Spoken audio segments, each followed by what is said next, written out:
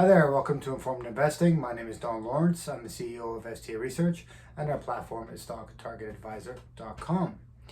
I'm a financial analyst and a trader, and today and every day we bring you the top analyst ratings and we dissect them and look at their valuation metrics. Today we're starting off with Alamos Gold, the Canadian listed miner. It's listed on the Canadian and American exchanges. Canaccord Genuity is raising the target to 13 from 12, and TD Research is raising the target to 1650, slightly from 16. We're very bullish on gold stocks in general. Obviously, gold is a great hedge against inflation. Obviously, we're under rampant inflation, so we think gold and gold stocks has more upside here. So we're quite bullish on that sector. Some of the gold stocks have come down a bit. I think we'll consolidate, and we should, if especially that inflation pressures continue, we'll definitely get probably another leg higher here. So really do like the gold stocks. General Mills has come out with 5 analyst ratings.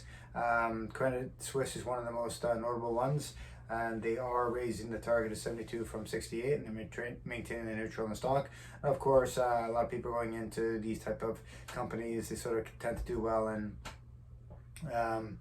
producing staple goods. They do well during recessionary periods. So you can see from the charts there that they're at highs there. So I would be, I think it's their valuation is getting a little bit lofty there. So I'd be a little bit concerned. If I have to say, I believe it's overvalued at the point, but it can still go higher. And I think that's the sort of catalyst, is that people are moving into that area. They need to reallocate cash, and that's what they're doing. So I think that's why we're getting upside on that.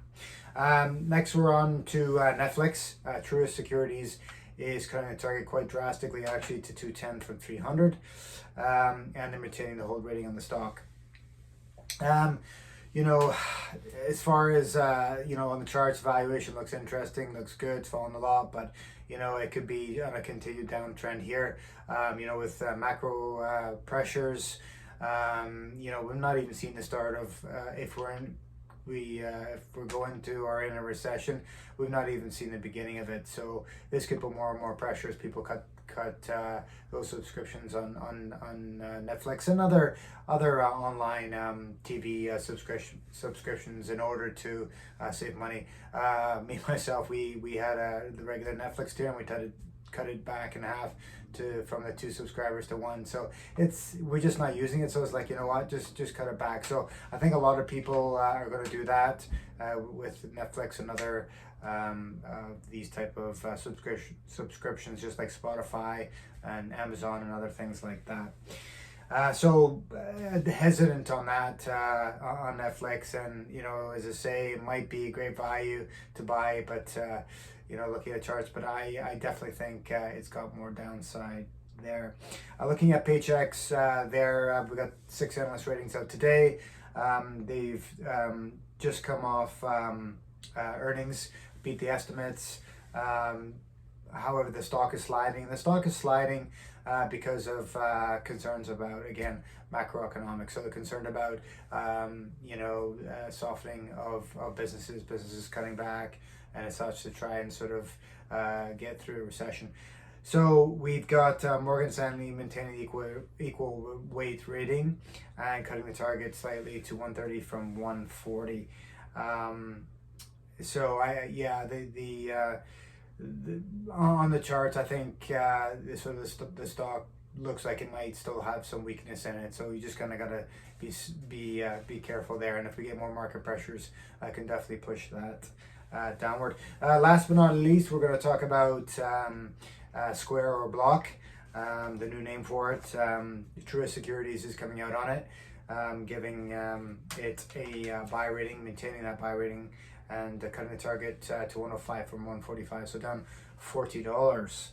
I think a lot of the pressures, that stock's down quite considerably off its highs.